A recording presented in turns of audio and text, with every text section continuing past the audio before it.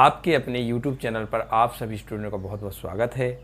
जैसा कि पिछली वीडियो में हमने देखा है कि कंप्यूटर के आविष्कार के बारे में मैंने बहुत सारी आप लोगों को जानकारी दी है और कंप्यूटर के जो आविष्कार हैं बहुत सारे आविष्कार हुए।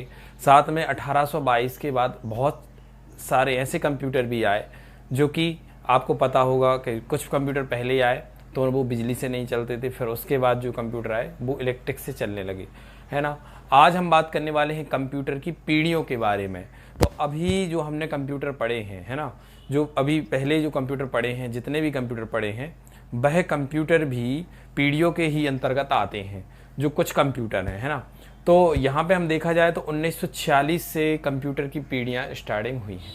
मतलब देखा जाए तो जो कंप्यूटर में जो प्रोग्राम दिए गए हैं और कंप्यूटर को जो मॉडिफाई करते आए हैं देखा जाए तो, है ना। जैसे कि मान लो पहले आप सभी ने देखा होगा कि पहले जो मोबाइल थे, मोबाइल सबसे पहले कीपैड मोबाइल आए, उसके मोबाइल के पहले टेलीफोन चलते थे, टेलीफोन के पहले और भी, तो ऐसे ही धीरे धीरे सुधार होता गया। तो सबसे पहले टेलीफोन, टेलीफोन से फिर मोबाइल से जो है एंड्रॉयड भी अब चल रहे हैं और आगे हो सकता है और भी ऐसी चीज़ें आ जाएंगी जिससे कि हमारा जो कंप्यूटर है एवं और चीज़ें हैं ऐसे ही तो सिलेबस के अनुसार हम चलते हैं अपने प्रश्न पर कि प्रश्न हमारा क्या है। तो पहला प्रश्न आता है आज का, कंप्यूटर की पीढ़ियाँ। तो कंप्यूटर की जो पीढ़ियाँ हैं मैंने अभी आपको बताया है कि कैसे धीरे धीरे उसमें सुधार होते होते आज का जो कंप्यूटर है आज के रूप में बन गया। तो आज हम बात करने वाले हैं पीढ़ियों के बारे में और सभी लोगों को स्क्रीन पर सब दिख ही रहा होगा कि आज पीढ़ियों के बारे में आज हम आपको बताने वाले हैं और साथ में पूरा फुल आपको जानकारी देने वाले हैं। तो सभी स्टूडेंट, जो नए स्टूडेंट हैं एवं जो पुराने स्टूडेंट भी हैं, उनका रिवीजन हो जाएगा। साथ में सभी स्टूडेंट उसको रजिस्टर में लिखना प्रारंभ करेंगे। मैं कोई भी चीज़ आपको बताता हूं तो स्क्रीन के द्वारा आप देखकर भी उसको आप पूरा लिख सकते हैं और साथ में पूरा वीडियो को देखें ताकि आप लोगों को समझ में आ सके। मैंने कुछ प्रश्न भी दिए हैं जो कि बाद में आपको मिलेंगे। उन क्वेश्चनों के आप सभी लोग जो है जवाब देंगे हमें कमेंट बॉक्स में, ठीक है। तो सभी जुड़े रहें और वीडियो को पूरा देखें। तो हम अब चलते हैं प्रश्न की ओर। तो प्रश्न आप लोग देख सकते हैं स्क्रीन पर मौजूद है। कंप्यूटर की जो पीढ़ियां हैं, पहली पीढ़ी आती है कंप्यूटर की वैक्यूम ट्यूब नाम से, है ना। पहली पीढ़ी मतलब आपको बता दूं मैं थोड़ा सा पहले जो कंप्यूटर बने थे उनमें जो है 1822 के समथिंग कंप्यूटर आना प्रारंभ हुआ था। चार्ल्स बेबेज उसके वैज्ञानिक थे।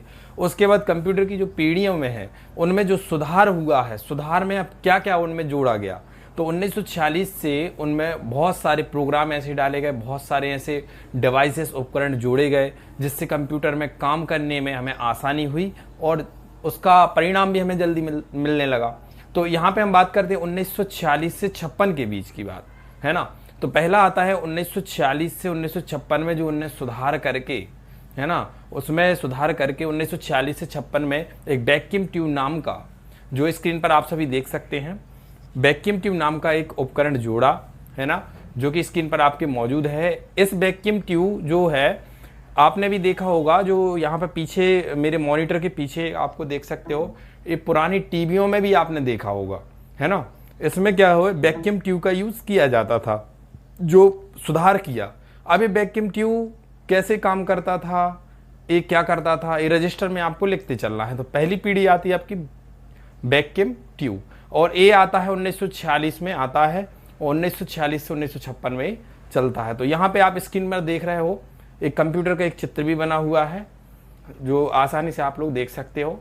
इसमें वैक्यूम ट्यूब का यूज बताया गया है। इसमें आप सभी देख सकते हो कि इसमें मैंने एक चित्र भी बनाया है और साथ में आप इसमें देख सकते हो। तो यहाँ पे मौजूदा आप सभी देख सकते हो इसकी एक परिभाषा लिखी है वैक्यूम ट्यूब की, कि वैक्यूम ट्यूब में जो है, वैक्यूम ट्यूब जिसे हिंदी में निर्वात नली के नाम से जाना जाता है और इलेक्ट्रिक टेक्नोलॉजी के अनुसार यह एक ऐसा उपकरण है जो कि एक सील कंटेनर के अंतर्गत इलेक्ट्रिक करंट के फ्लो को एक डायरेक्शन में बनाने में मदद करता है ना। उसके बाद लिखा है सरल शब्दों में कहें तो वैक्यूम ट्यूब इलेक्ट्रिक करंट के जो है फ्लो को नियंत्रित करने का काम करता है ना। और साथ ही यह वैक्यूम ट्यूब बहुत ही गर्म होते हैं। तो यहाँ पे मैंने एक परिभाषा जो वैक्यूम ट्यूब की दी है। सभी स्टूडेंट क्या करते हैं परीक्षा के टाइम एवं अभी वो खाली उनके नाम याद रखते हैं कि 1946 से 1956, 56 से 64, 64 से 70, 70 से 85, ऐसे हम उनके नाम अकेले रख लेते हैं। और पेपर में आपको 100% रहता है कि आप कंप्यूटर की पीढ़ियाँ वहाँ आती ही हैं। आप कोई भी एग्जाम देंगे तो उसमें कंप्यूटर की पीढ़ियों से रिलेटेड क्वेश्चन आते हैं। तो आपको क्या करना है, उसको समझना, उसके अंदर के जो पार्ट्स को समझना है कि वो आखिर क्या कहना चाहती है। तो 1946 से जो 56 के बीच में जो कंप्यूटर आया था, है ना, 1946 से 1956 के बीच में, तो उनमें जो है वैक्यूम ट्यूब का यूज़ किया गया था। वैक्यूम ट्यूब आप लोग समझ रहे हैं, ये चित्र मैंने आपको दिखा भी दिया है। ये बल्ब के आकार का होता था और जो कंप्यूटर सामने दिख रहे हैं स्क्रीन पर, इन्हीं कंप्यूटर में इस वैक्यूम ट्यूब का यूज़ किया जाता था। क्लियर हो गया? इन पर मौजूद हम वैक्यूम ट्यूब के बारे में जो जानकारी ले रहे हैं, आप सभी को बता दें, इसमें जो परिभाषा में लिखा आ रहा है कि वैक्यूम ट्यूब, जिसे हिंदी में निर्वात नली के नाम से जाना जाता है, और इलेक्ट्रिक टेक्नोलॉजी के अनुसार यह एक ऐसा उपकरण है जो कि एक सील कंडक्टर के अंतर्गत इलेक्ट्रिक करंट की फ्लो को एक डायरेक्शन में बनाने में मदद करता है। तो यहाँ पे मैं आप सभी को बता दूं, आप जिस कंप्यूटर में यूज हो रहा है एक काम क्या कर रहा है, सबसे पहले तो ये हमें देखना पड़ेगा। वैक्यूम ट्यूब जो है, जो हमारे सामने स्क्रीन पर दिख रहा है, इन कंप्यूटरों में इसको लगाया गया। तो उस समय जो एक काम क्या कर रहा था, सबसे पहले तो वैक्यूम ट्यूब का हिंदी में नेम है निर्वात नली। सभी लोगों को एक लिख लेना है, इस हिंदी में नेम क्या है, वैक्यूम ट्यूब का निर्वात नली है। और ये निर्वात नली है और यह इलेक्ट्रिक टेक्नोलॉजी के अनुसार, है ना, ये क्या करता है, इलेक्ट्रॉनिक टेक्नोलॉजी के अनुसार इलेक्ट्रिक करंट को जो है एक ही फ्लो में, एक ही डायरेक्शन में क्या करता है, भेजता है, उसको नियंत्रित करता है साथ में। अब जैसे मान लो यहाँ पे मैंने एक बल्ब का भी एक चित्र बनाया, स्क्रीन पर आप सभी देख सकते हो। तो हमारे जो बल्ब रहता है इसी की तरह ये काम करता था, है ना। क्या करता था, आपका वैक्यूम ट्यूब जो है इसी के तरह ही, जैसे मान लो एक ही फ्लो में जो हमारा बल्ब रहता है, उसका एक ही फ्लो में उसका एक मेन पार्ट्स रहता है कि उसको एक ही फ्लो में क्या देना है, करंट देना है, और वो जलता है। तो इसी प्रकार से यह जो है हमारा वैक्यूम ट्यूब है, इसी प्रकार से अपने करंट के फ्लो को बनाया रहता था। और साथ में यहाँ पे जो है आप सभी को बता दें, वैक्यूम ट्यूब जो है साथ में बहुत गर्म होते थे, जो इन कंप्यूटर में लगे रहते थे बहुत ही गर्म होते थे। और ऐसे समय में इससे उपयोग गर्म होने के साथ साथ में क्या होता था, इनमें जो है हमें एसी वगैरह की आवश्यकता पड़ती थी उस समय। और आप लोगों को इसका एक उदाहरण मैं इसके नीचे जो दिया हुआ है स्क्रीन पर आप सभी देख सकते हो। मैंने एक स्टेबलाइजर, आप सभी ने देखा होगा, जो पहले पुराने समय में जो टीवी या चलती थी उसमें क्या होता था कि वोल्टेज हमारा कम रहता था। गांव देहातों में ज़्यादातर क्या रहता, वोल्टेज बहुत कम रहता था, तो उसमें हम इसका यूज़ करते थे।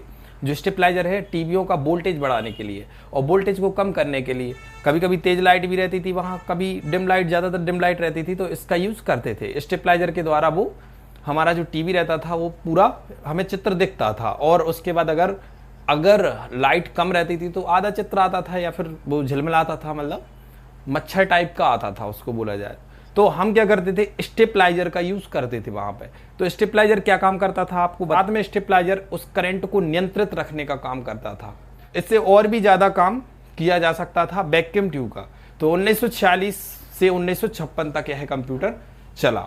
जो पीढ़ी आ रहा है वह 1956 से, है ना, 1956 से स्क्रीन पर देख सकते हो 1964 में इसका विस्तार हुआ। तो ये वैक्यूम ट्यूब की जगह ये जो है ट्रांजिस्टर को लगाया गया, है ना। 1956 से 1964 में ये आ गया था ट्रांजिस्टर।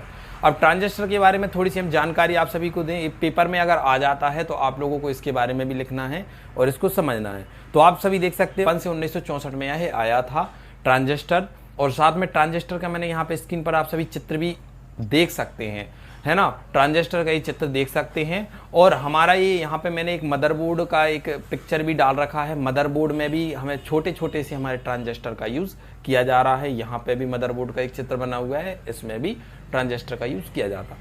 तो ये ट्रांजिस्टर क्या होता है, ट्रांजिस्टर कितने प्रकार के होते हैं, तो ये भी हम आप लोगों को बता दें। सबसे पहले तो ये जो ट्रांजिस्टर होता है, सबसे पहले आप लोगों को बता दें, एक सिलिकॉन नाम का एक धातु रहता है, इसकी इस पर जो परत चढ़ी रहती है।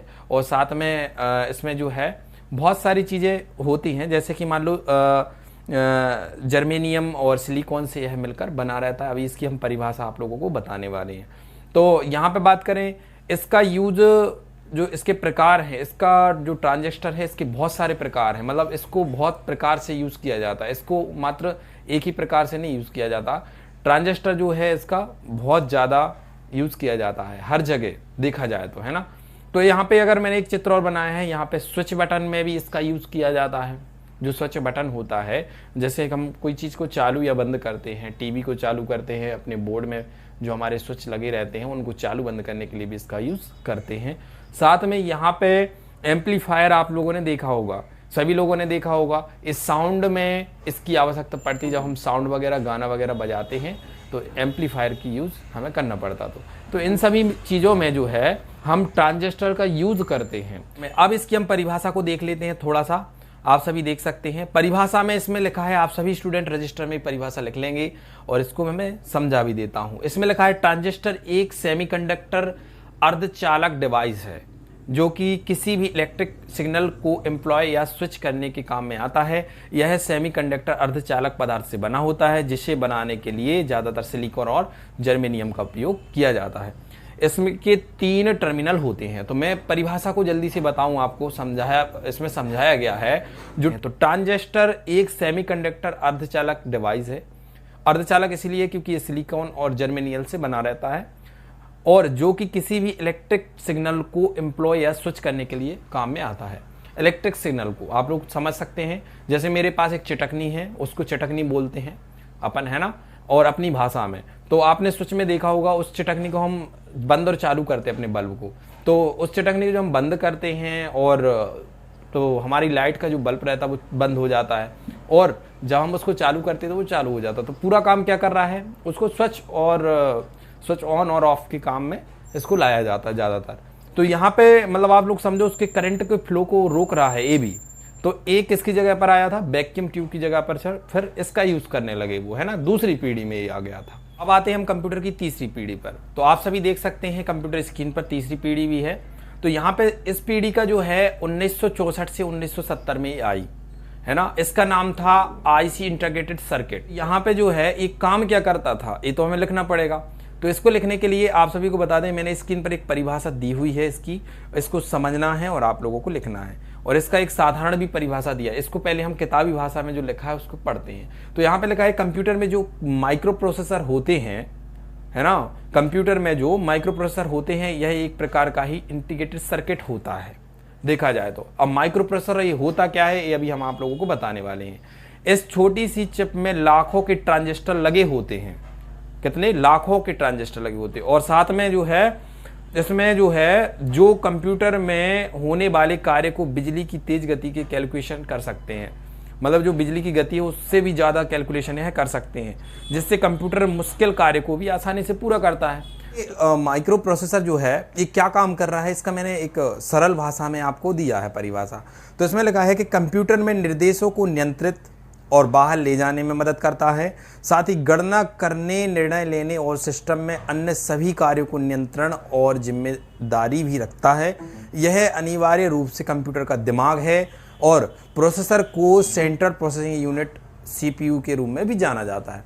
तो मैंने यहाँ पे किताबी भाषा में आपको ऊपर दिया गया है परिभाषा, और मैंने ये उसको सुधारीकरण करके अपनी भाषा में, ताकि आप सभी को पता चले। तो अगर पीढ़ी में आ रहा है कि आईसी इंटीग्रेटेड सर्किट, इसका दूसरा नाम ही माइक्रो प्रोसेसर है ना।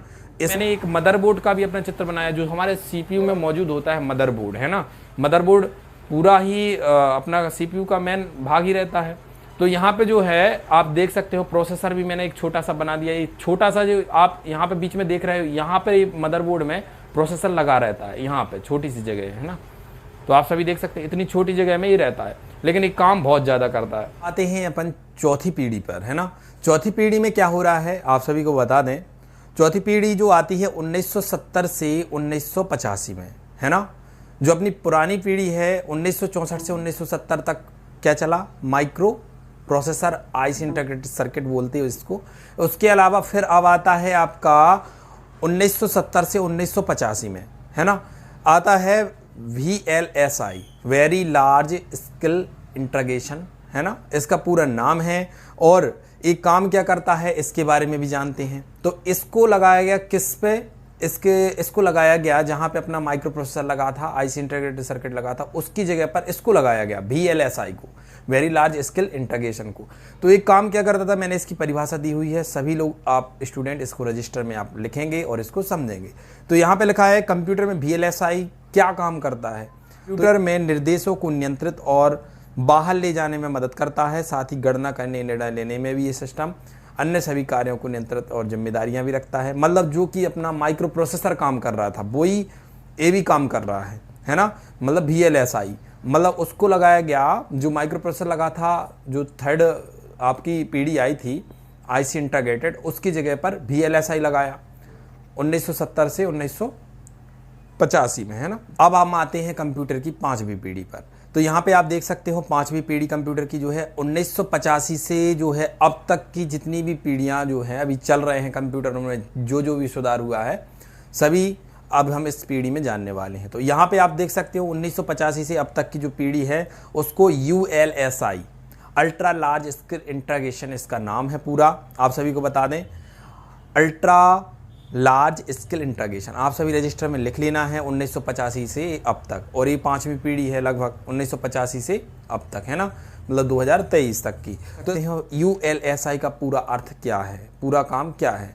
तो यहाँ पे आप देख सकते हो अल्ट्रा लार्ज स्केल इंटीग्रेशन इसका पूरा नाम है। आप सभी स्टूडेंटों को इसको लिख लेना है और समझ लेना है।